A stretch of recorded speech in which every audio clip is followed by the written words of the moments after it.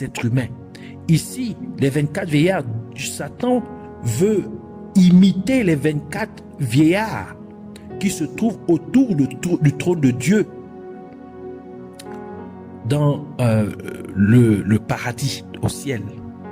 Donc Satan, en imitation de ces 24 vieillards, il a aussi ces 24 vieillards qui sont des agents des ténèbres, qui sont des êtres démoniaques. Ainsi, les croyants devraient prier et demander à Dieu, au nom de Jésus-Christ, de faire en sorte que les vraies églises de Jésus-Christ dans le monde entier intensifient leur prière le lundi. Nous devons prier aussi pour demander à Dieu, au nom de Jésus-Christ, de neutraliser toutes les activités et opérations perverses de toutes les sectes du royaume des ténèbres dans le monde entier. Le lundi, Lucifer lui-même fonctionne, il est celui qui opère. Et les heures de pointe sont de 3h à 4h du matin et de 23h à minuit. Ce sont à ces heures particulières qu'il donne les instructions et qui sont plus en activité.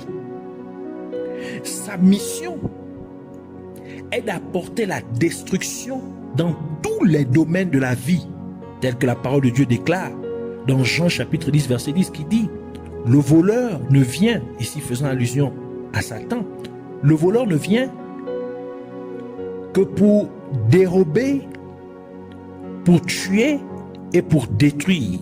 Ici c'est Jésus qui parle. Il dit: je suis venu pour qu'ils aient la vie et qu'il ait en abondance.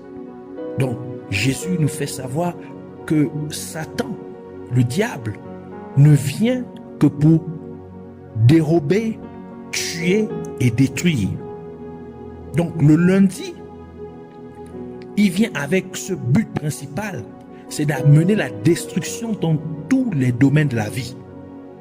C'est la principale raison pour laquelle le lundi, les gens ressentent une certaine lourdeur.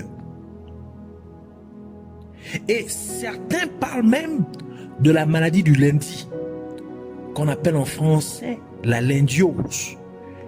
C'est-à-dire lendiose qui provient du nom lundi. Et il existe même des médicaments contre la maladie du lendiose, soi-disant médicaments. Or, c'est quelque chose de spirituel. Car c'est le lundi où les gens, ils se sentent vraiment lourds. Ils ont du mal à aller à l'école. Ils ont du mal à aller au travail. Ils ont du mal même quand ils sont au travail, ils ont vraiment du mal à se donner. Ils ne sont pas concentrés. Ils veulent rapidement rentrer à la maison. Tout cela, c'est parce que Satan est en opération le lundi. Et il rend la journée du lundi vraiment lourde. C'est-à-dire les gens se sentent vraiment lourds pour accomplir des choses, pour réaliser des choses, pour travailler, pour être en activité, pour faire leurs activités. Chaque lundi, comme nous l'avons dit, Satan descend sur terre avec ses 24 vieillards. Et beaucoup d'accidents majeurs causant plusieurs décès ont généralement lieu le lundi. Ainsi, chaque lundi, les croyants doivent prier au nom de Jésus-Christ contre toute œuvre des ténèbres perpétrée par Lucifer, c'est-à-dire par le diable, et tous ces démons surbornés visant à apporter la destruction dans tous les domaines de la vie, car la parole de Dieu dit que le destructeur sera détruit. Ésaïe chapitre 33 verset 1 qui dit: malheur à toi qui détruis, et tu n'as pas été détruit, et à toi qui agis perfidement, et on n'a pas agi perfidement envers toi. Quand tu auras fini de détruire, tu seras détruit. Quand tu auras quand tu auras complété la perfidie, on agira perfidement envers toi. Et comme le peuple d'Israël était en Égypte au temps de Moïse, et que Dieu n'a pas permis aux destructeurs d'entrer dans leur maison, ainsi le croyant devrait prier aussi, demandant à Dieu de ne pas permettre aux destructeurs d'entrer dans leur maison, dans leur famille, leur mariage, leurs affaires, leur santé, dans tout ce qui concerne leur vie. Exode chapitre 12 verset 23 qui dit: car l'Éternel passera pour frapper les Égyptiens, et quand il verra le sang sur le linteau et sur les 2 poteaux latéraux, l'Éternel passera par-dessus la porte et ne permettra pas que le destructeur vienne dans vos maisons pour vous frapper. Donc parce qu'il a vu le sang de l'agneau qui représentait le sang de Jésus, c'est pourquoi lundi, les gens doivent appliquer aussi le sang de Jésus-Christ sur tout ce qui concerne leur vie, sur leur maison, sur leurs enfants, au nom de Jésus-Christ. Les chrétiens doivent aussi prier pour demander à Dieu, au nom de Jésus-Christ, d'apporter la confusion et la désharmonie dans le camp de l'ennemi pendant les heures de pointe de Lucifer, afin que ces instructions et toutes ces incantations sataniques ne soient pas comprises ni exécutées par tous les démons subordonnés, et qu'ils se combattent entre eux, comme Dieu dressa l'épée de l'armée des Madianites les uns contre les autres. Juge chapitre 7 verset 22 qui dit: et les 300 sonnèrent des trompettes, et l'Éternel plaça l'épée de chacun contre son compagnon dans toute l'armée, et l'armée s'enfuit jusqu'à Bethsita, vers Tserera, jusqu'au bord d'Abel Méola, vers Tabat. Nous devons aussi prier au nom de Jésus-Christ pour lier tous les démons et autres agents des ténèbres qui sont sous l'autorité de Lucifer, et les jeter et les envoyer dans les abîmes de l'enfer au nom de Jésus-Christ. Car Jésus-Christ a donné cette capacité aux croyants en disant dans Matthieu chapitre 18 verset 18, il dit: en vérité, je vous le dis, tout ce que vous lierez sur la terre sera lié dans les cieux, et tout ce que vous délierez sur la terre sera délié dans les cieux. Les chrétiens doivent prier aussi au nom de Jésus pour neutraliser toutes les stratégies établies par Lucifer qui visent à voler, détruire et tuer. Car la parole de Dieu déclare dans le livre de 1 Jean chapitre 3 verset 8, la deuxième partie du verset qui dit: c'est dans ce but que le Fils de Dieu a été manifesté, afin de détruire les œuvres du diable. Nous devons aussi prier au nom de Jésus pour demander à Dieu de semer le désarroi dans chaque rassemblement des agents des ténèbres destinés à adorer Lucifer, à adorer le diable. Et les gens doivent aussi passer du temps à adorer Dieu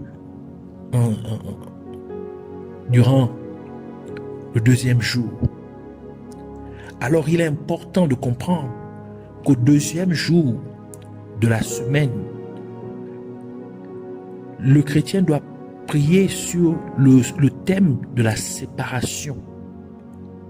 C'est-à-dire que Dieu mette une distinction entre ses enfants et ceux qui sont dans l'eau et ceux du monde, qui mettent une différence entre ceux qui le servent et ceux qui ne le servent pas, entre ceux qui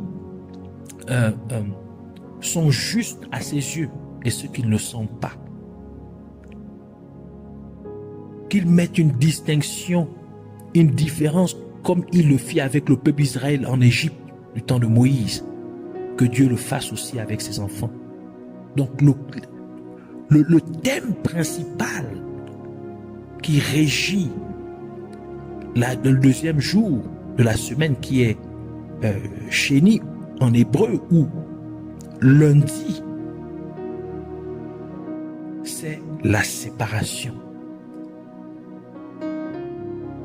C'est la séparation.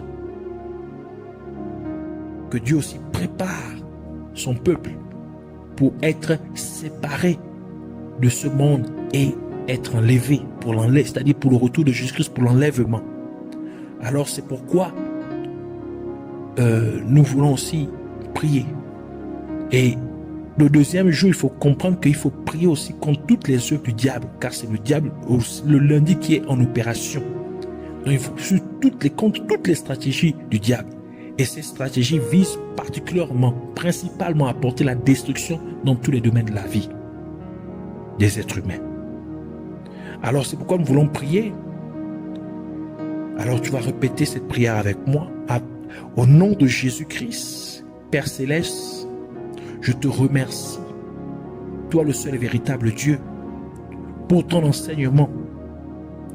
Je te prie, ô Dieu, au nom de Jésus-Christ, que tu mettes une séparation claire entre nous, qui sommes ton peuple, étant toujours sur terre, et ceux qui ne le sont pas.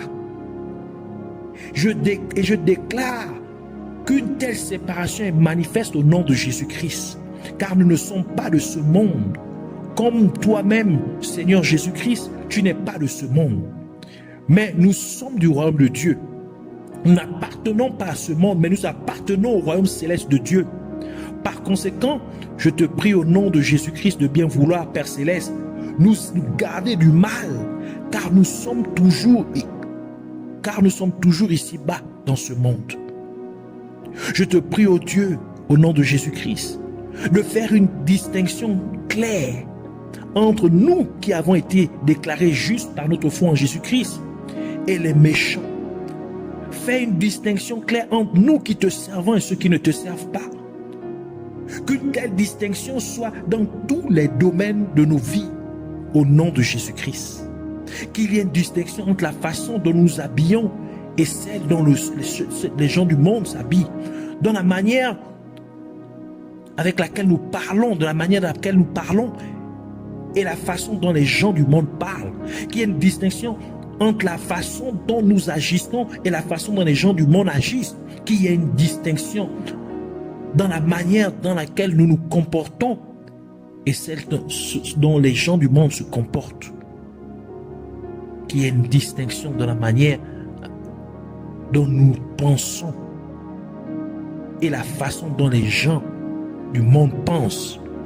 Qu'il en soit ainsi au nom de Jésus-Christ. Et parce que nous n'appartenons pas à ce monde, mais au royaume de Dieu, nous sommes donc appelés à retourner d'où nous venons. C'est pourquoi je te prie, Père Céleste, de nous préparer pour le jour de l'enlèvement. Nous faisons ainsi marcher en toute sainteté. Nous faisons chercher et à être attachés aux choses d'en haut, aux choses qui viennent de ton royaume, au nom de Jésus-Christ. Je te prie, ô Dieu, au nom de Jésus-Christ, que de la même manière que tu as coupé le pays de Goshen, tu as épargné le pays de Goshen, où le peuple d'Israël habitait lorsqu'ils étaient en Égypte au temps de Moïse, de la plaie des essaims de mouches, que tu as mis une division entre ton peuple et le peuple d'Égypte. Puisses-tu aussi séparer ma maison, ma famille, mes affaires, mon mariage et tout ce qui me concerne de tout fléau qui pourrait venir s'abattre sur le monde dans ces derniers temps. De la même manière que tu épargnas la mort du bétail du peuple d'Israël lorsqu'ils étaient en Égypte au temps de Moïse, puisses-tu aussi épargner tout ce qui m'appartient de toute forme de mort qui pourrait frapper le monde au nom de Jésus-Christ. Et de la même manière que tu épargnas le pays de Goshen où le peuple d'Israël habitait lorsqu'ils étaient en Égypte au temps de Moïse du fléau de la grêle, puisses-tu aussi m'épargner, moi, ma maison, ma famille, mes affaires, mon mariage et tout ce qui me concerne de toute forme de désastre qui pourrait s'abattre sur le monde au nom de Jésus-Christ. Et de la même manière que tu épargnas le pays de Goshen où le peuple d'Israël habitait lorsqu'ils étaient en Égypte, au temps de Moïse, du fléau des ténèbres épaisses, puisses-tu aussi m'épargner, moi et ma maison, ma famille, mes affaires, mon mariage, tout ce qui me concerne, de toute forme de ténèbres qui pourrait s'abattre sur le monde au nom de Jésus-Christ. Et de la même manière que tu mis une différence entre le peuple d'Israël et les Égyptiens lorsqu'ils étaient, les Israélites étaient en Égypte au temps de Moïse, de telle sorte que ce sont les Égyptiens eux-mêmes qui demandèrent au peuple d'Israël de sortir librement d'Égypte, bien qu'ils étaient leurs esclaves. Puisses-tu aussi mettre tant de différence en ton peuple que nous sommes et les gens du monde, de telle en sorte que les gens du monde soient ceux qui te demandent de nous retirer du monde, nous ton peuple, en d'autres termes, qui te demandent à toi, Seigneur Jésus-Christ, que tu puisses revenir prendre ton église. Je te prie, Père Céleste, au nom de Jésus-Christ, afin que tu incites les vraies églises de Jésus-Christ dans le monde entier à intensifier leurs prières le lundi. Que tu puisses, au nom de Jésus, neutraliser toutes les activités, les opérations perverses de toutes les sectes du royaume des ténèbres dans le monde entier, au nom de Jésus. Ô Père, je te prie de neutraliser toute forme de lourdeur et tout accident prévu par le royaume des ténèbres, au nom de Jésus-Christ. Je lis maintenant toute œuvre du royaume des ténèbres qui est perpétrée par Lucifer et tous ses démons subordonnés destinés à porter la destruction dans tous les domaines de la vie, au nom de Jésus-Christ. Et je te demande, ô Dieu, qu'il soit détruit, parce que tu dis dans ta parole que le destructeur sera détruit, qu'il en soit ainsi pour eux, au nom de Jésus-Christ. Et comme le peuple d'Israël était en Égypte, au temps de Moïse, et que tu ne permis point aux destructeurs d'entrer dans leur maison, je te prie aussi, au Père Céleste, de ne pas permettre aux destructeurs d'entrer dans ma maison, dans ma famille, dans mon mariage, dans mes affaires, dans ma santé, ma vie, dans tout ce qui me concerne, au nom de Jésus-Christ. Et je te prie, ô Dieu, au nom de Jésus, que tu apportes la confusion et désharmonie dans le camp de l'ennemi pendant les heures de pointe de Lucifer, afin que ces instructions et toutes ces incantations sataniques ne soient point comprises ni exécutées par tous les démons subordonnés, et qu'ils se combattent entre eux-mêmes, de même que tu tournas l'épée de l'armée des Mandianites les uns contre les autres. Laisse qu'il en soit ainsi, au nom de Jésus-Christ. Je lis tout démon et tout agent des ténèbres qui sont sous l'autorité de Lucifer, et je les jette dans les fosses de l'abîme de l'enfer, au nom de Jésus, parce que tu as dit, tout ce que nous allons lier sur la terre sera lié dans les cieux, tout ce que nous allons délier sur la terre sera délié dans les cieux. Alors je les neutralise, je les lie et je les renvoie dans les gouffres de l'enfer, au nom de Jésus. Je te prie, au nom de Jésus, te demandons, Père Céleste, de neutraliser toute stratégie établie par Lucifer qui vise à voler, détruire et tuer, car ta parole déclare que Jésus-Christ, le Fils de Dieu, a été manifesté afin de détruire les œuvres du diable. Alors puisses-tu, Seigneur Jésus, détruire toute œuvre des ténèbres, toute œuvre de Satan, au nom de Jésus. Je prie au Dieu, au nom de Jésus, afin que tu causes le trouble dans chaque rassemblement d'agents des ténèbres destinés à adorer Lucifer. Qu'il y ait, Seigneur, de la cacophonie qui n'arrive pas, Seigneur, mon Dieu, opérer au nom de Jésus-Christ. Je te prie, Père Céleste, je te remercie, je te dis, je t'exalte, je te loue, je te rends toute la gloire, je te remercie du fond du cœur de m'avoir répondu, d'avoir exaucé toutes mes requêtes, au nom de Jésus-Christ. Puisses-tu recevoir louange, gloire et majesté pour toujours et à jamais, à toi le seul et véritable Dieu. Au nom de Jésus-Christ, nous avons ainsi prié. Amen.